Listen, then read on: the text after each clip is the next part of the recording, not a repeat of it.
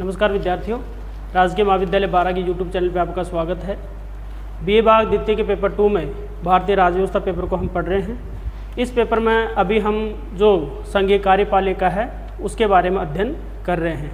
पिछले वीडियो में हमने राष्ट्रपति को स्टार्ट कर दिया था और राष्ट्रपति के पद की योग्यता क्या होती है, राष्ट्रपति शपथ किस प्रकार से लेता है और राष्ट्रपति पद के लिए जो शर्तें हैं वो क्या क्या होती हैं वो हमने देख लिया था। आज की वीडियो में हम राष्ट्रपति पद की जो पदावधि कितनी होती है वो देखेंगे।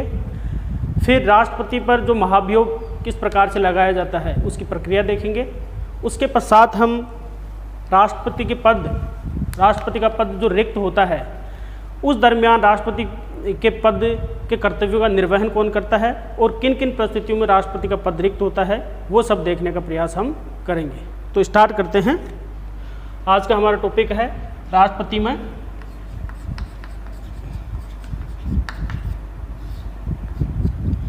इसमें हम देखेंगे आज राष्ट्रपति के पद की यानी पदावधि कितनी होती है,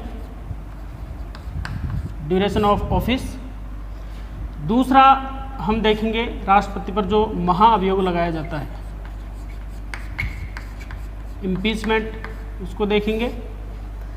महाभियोग लगाने के आधार क्या है, प्रोसेस क्या है। फिर हम देखेंगे राष्ट्रपति के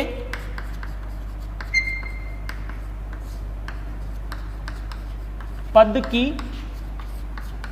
रिक्तता यानी किन परिस्थितियों में राष्ट्रपति का पद रिक्त होता है और उन परिस्थितियों में भी राष्ट्रपति के पद का कर्तव्यों का निर्वहन कौन करता है और उपराष्ट्रपति राष्ट्रपति के रूप में कब कार्य करता है, वो सब हम इसमें देखेंगे। तो सबसे पहले हम देखते हैं राष्ट्रपति के पद की पदावधि की अगर हम बात करें तो राष्ट्रपति अपना पद ग्रहण करने से लेकर 5 वर्ष की अवधि के लिए अपना पद ग्रहण करता है। यानी जब उसका निर्वाचन होता है वहाँ से वो 5 वर्ष की अवधि तक अपने पद पर क्या करता है, वो कार्य करता है। इसके अलावा 5 वर्ष की समयावधि से पहले भी वह त्यागपत्र के द्वारा अपने पद को छोड़ सकता है। यानी 5 वर्ष की समय अवधि से पहले राष्ट्रपति क्या कर सकता है, त्यागपत्र दे सकता है और ऐसी स्थिति में वह त्यागपत्र किसको देगा, उपराष्ट्रपति को देगा। यानी राष्ट्रपति अपना त्यागपत्र उपराष्ट्रपति को देता है और उपराष्ट्रपति अपना त्यागपत्र फिर किसको देता है, राष्ट्रपति को देता है। अगर उपराष्ट्रपति में हम इसको देखेंगे इसी प्रकार से तीसरा 5 वर्ष की समयावधि से पहले राष्ट्रपति को महाभियोग की प्रक्रिया के द्वारा उसके पद से हटाया जा सकता है, इम्पीचमेंट के द्वारा। इसी प्रकार हम बात करें राष्ट्रपति का पुनर्निर्वाचन हो सकता है या नहीं हो सकता है। तो राष्ट्रपति का जितनी भी बार चाहे पुनर्निर्वाचन हो सकता है, क्योंकि हमारे संविधान में इस प्रकार का कोई प्रतिबंध नहीं है कि कोई व्यक्ति कितनी बार राष्ट्रपति पद के लिए निर्वाचित होगा। हाँ, ये परंपरा जरूर है कि सामान्यतः परंपरा है कि 2 बार से ज़्यादा कोई व्यक्ति राष्ट्रपति पद के लिए निर्वाचित नहीं होता है। ये केवल परंपरा है, संविधान में इस तरह का कोई प्रावधान नहीं है। वहीं अगर हम अमेरिका की बात करें तो अमेरिका के संविधान में ये स्पष्ट कहा गया है कि वहाँ पर कोई व्यक्ति 2 बार से ज़्यादा राष्ट्रपति पद के लिए चुनाव नहीं लड़ सकता या निर्वाचित नहीं हो सकता। तो ये तो रही राष्ट्रपति की पदावधि, ड्यूरेशन ऑफ ऑफिस। अब हम देखेंगे राष्ट्रपति पर महाभियोग किस प्रकार से लगाया जाता है, क्योंकि महाभियोग की प्रक्रिया के द्वारा, महाभियोग के द्वारा राष्ट्रपति को उसके पद से 5 वर्ष की समयावधि से पहले भी उसे हटाया जा सकता है। तो महाभियोग की ये जो प्रक्रिया है वो हमारे संविधान में अनुच्छेद 61 में ये दी गई है। अब महाभियोग राष्ट्रपति पर लगाते हैं तो उसका कुछ ना कुछ आधार, बेस होना चाहिए। तो राष्ट्रपति पर महाभियोग लगाने का आधार क्या है, आधार संविधान में दिया गया है संविधान का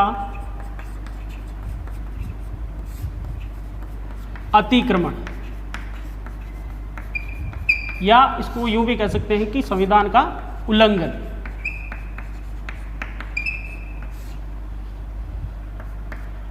तो संविधान का अतिक्रमण या उल्लंघन, ये जो वाक्य संविधान में यूज किया गया है इसको वैसे संविधान में कहीं पर भी परिभाषित नहीं किया गया है कि किन बातों को संविधान का अतिक्रमण माना जाएगा, यानी ये वर्ड संविधान में क्या है, परिभाषित नहीं है। लेकिन इसके बावजूद सामान्यतः ये माना जाता है कि अगर राष्ट्रपति संविधान का उल्लंघन करता है, संविधान में दी गई बातों का पालन नहीं करता है, तो उसको सामान्यतः संविधान का अतिक्रमण या उल्लंघन माना जाएगा और उस आधार पर उसके खिलाफ महाभियोग लाया जा सकता है। अब हम महाभियोग लगाने की प्रक्रिया की अगर हम बात करें तो राष्ट्रपति के खिलाफ महाभियोग का ये जो प्रस्ताव है वो संसद के किसी भी सदन में लाया जा सकता है। यानी महाभियोग का जो प्रस्ताव है वो संसद के किसी भी सदन में लाया जा सकता है। फिर जिस सदन में लाया जाता है उसके 1/10 सदस्यों के उस प्रस्ताव पर क्या होनी चाहिए, हस्ताक्षर, उस पर हस्ताक्षर 1/10 सदस्यों के होने चाहिए। इसी प्रकार यह प्रस्ताव लाने से 14 दिन पूर्व राष्ट्रपति को क्या दे देना चाहिए, नोटिस इस बात का दे दिया जाना चाहिए। फिर जिस सदन में यह प्रस्ताव लाया गया है इस तरह का, वह सदन अगर अपने 2/3 बहुमत से इसको पारित कर देता है तो फिर यह प्रस्ताव दूसरे सदन के पास में जाएगा। यानी अगर ये प्रोसेस राज्यसभा में स्टार्ट हुई है तो राज्यसभा में उसके 1/10 सदस्य उस प्रस्ताव के पक्ष में होने चाहिए, यानी उनके हस्ताक्षर इस पर होने चाहिए। 14 दिन पहले राष्ट्रपति के द्वारा सूचना दे दी जानी चाहिए। और फिर यह सदन अगर 2/3 बहुमत से प्रस्ताव पारित कर देता है, जैसे पहले ये प्रोसेस पहले राज्यसभा में हुई, तो अब दूसरे सदन में ये प्रस्ताव जाएगा। दूसरा सदन अब क्या करेगा, दूसरा सदन इसकी क्या करेगा, जांच करेगा। और जांच के पश्चात, हाँ, दूसरा सदन जांच करेगा और इस जांच के दौरान राष्ट्रपति अपना पक्ष रख सकता है। राष्ट्रपति अपना स्वयं पक्ष रख सकता है या अपने किसी प्रतिनिधि के माध्यम से अपना पक्ष रख सकता है, यानी इस दरमियान राष्ट्रपति अपना पक्ष भी रख सकता है।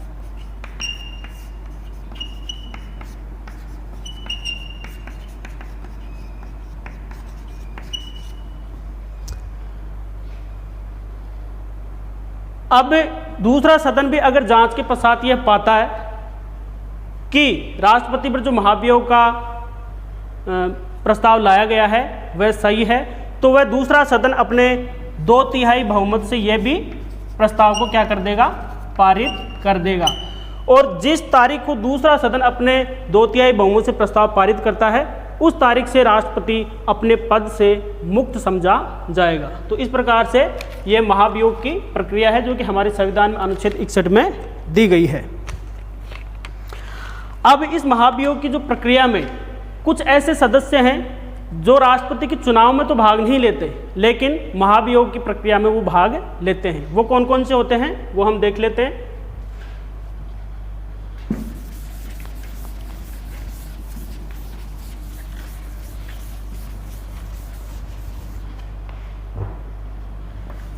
यानी वे सदस्य जो राष्ट्रपति के चुनाव में तो भाग लेते हैं, यानी चुनाव में तो भाग लेते हैं लेकिन चुनाव में तो भाग नहीं लेते हैं लेकिन महाभियोग में भाग लेते हैं। तो वो कौन होते हैं, वो होते हैं संसद के दोनों सदनों के मनोनीत सदस्य।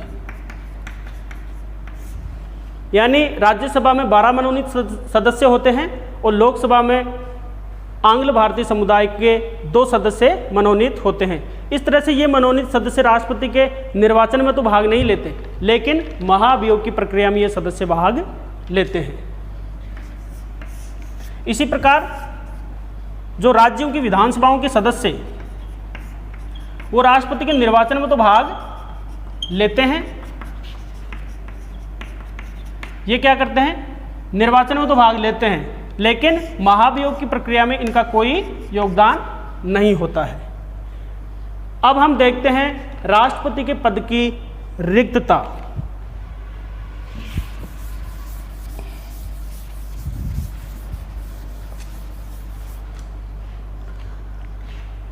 तो राष्ट्रपति के पद की रिक्तता का मतलब क्या है? इसका मतलब है कि राष्ट्रपति का पद किन किन परिस्थितियों में रिक्त हो सकता है। तो सबसे पहले तो राष्ट्रपति का पद कब रिक्त हो सकता है? जब राष्ट्रपति ने अपने 5 वर्ष का कार्यकाल पूरा कर लिया तो राष्ट्रपति का पद रिक्त हो सकता है। यानी 5 वर्ष की समयावधि पूरा करने के पश्चात राष्ट्रपति का पद स्वाभाविक बात है कि रिक्त हो जाएगा, क्योंकि राष्ट्रपति का कार्यकाल 5 वर्ष का ही होता है। दूसरा, राष्ट्रपति का पद कब रिक्त हो सकता है? जब वह त्यागपत्र दे दे। अभी हमने पढ़ा था कि त्यागपत्र उपराष्ट्रपति को देता है, यानी 5 वर्ष की समयावधि से पहले राष्ट्रपति अपना त्यागपत्र दे करके भी अपने पद को छोड़ सकता है। तीसरा, राष्ट्रपति पर महाभियोग लगा करके 5 वर्ष से पहले उसको अपने पद से हटाया जा सकता है। तीसरा,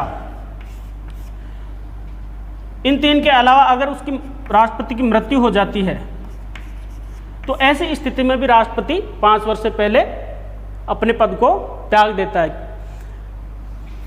फिर चौथा,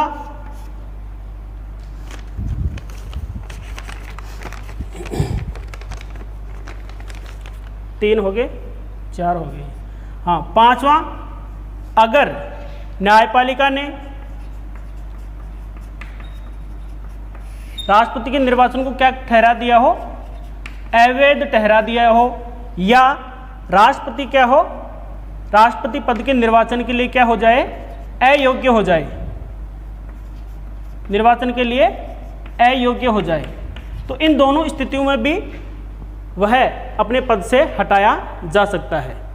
तो इस प्रकार से हम देखें तो अगर राष्ट्रपति 5 वर्ष का कार्यकाल पूरा करके अपने पद को छोड़ता है तो हमारे संविधान में ये व्यवस्था की गई है कि वर्तमान राष्ट्रपति का कार्यकाल पूरा होने से पहले नए राष्ट्रपति का चुनाव हो जाना चाहिए।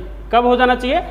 5 वर्ष की ये समयावधि पूरा होने से पहले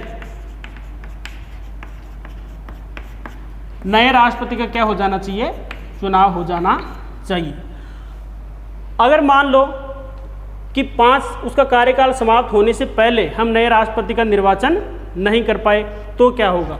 तो ऐसी स्थिति में जो वर्तमान राष्ट्रपति है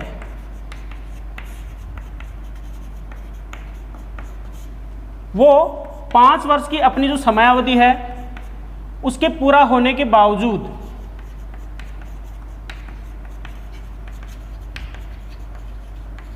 अपने पद पर क्या है? पद पर बना रहता है। यानी कार्यकाल वैसे 5 साल है, लेकिन क्योंकि 5 वर्ष की समयावधि से पहले हमने नए राष्ट्रपति का निर्वाचन नहीं किया, इसलिए अब वर्तमान जो राष्ट्रपति है वो अपना 5 वर्ष का कार्यकाल पूरा होने के बावजूद अपने पद पर तब तक बना रहता है जब तक कि नए राष्ट्रपति का निर्वाचन नहीं कर लिया जाए। और ऐसी स्थिति में उपराष्ट्रपति राष्ट्रपति पद के कर्तव्यों का पालन नहीं करता, बल्कि जो विद्यमान राष्ट्रपति है वो ही अपने पद पर बना रहता है। तो ऐसा हमने क्यों किया? ऐसा इसलिए किया जाता है ताकि जो विद्यमान राष्ट्रपति का कार्यकाल समाप्त हो रहा है और नया राष्ट्रपति के आने में अभी चुनाव हुआ नहीं है, तो बीच में एक गैप आ गया, तो इसलिए राज अंतराल पैदा न हो पाए, इसलिए ये व्यवस्था की गई है। दूसरा, अगर हम देखें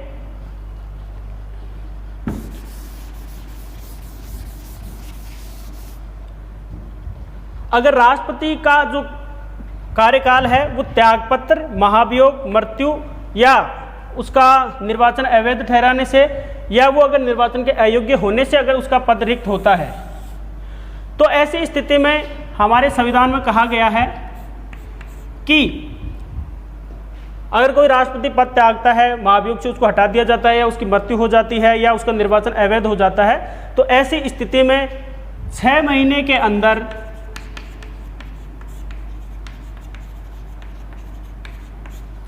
अंदर नए राष्ट्रपति का क्या हो जाना चाहिए? निर्वाचन कर लिया जाना चाहिए 6 महीने के अंदर। अब इस 6 महीने की अवधि के दौरान जो उपराष्ट्रपति है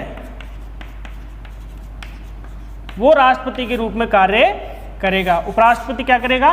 राष्ट्रपति पद के कर्तव्यों का निर्वहन करेगा।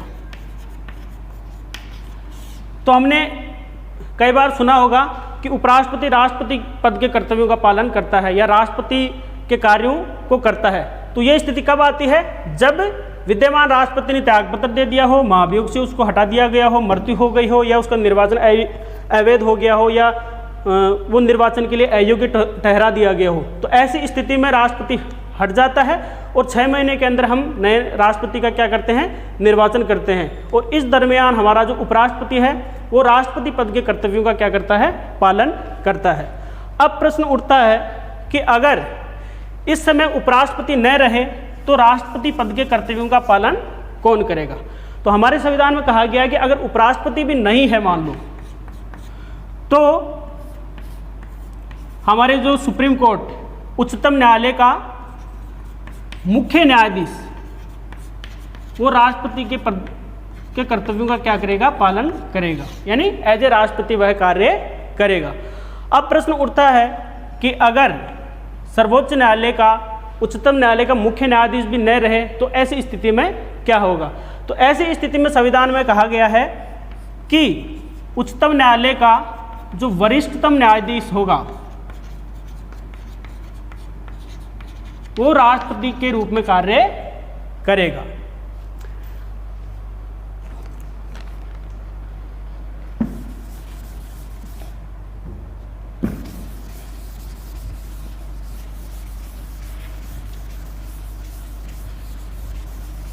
इसी प्रकार हमारे संविधान में यह भी कहा गया है कि अगर राष्ट्रपति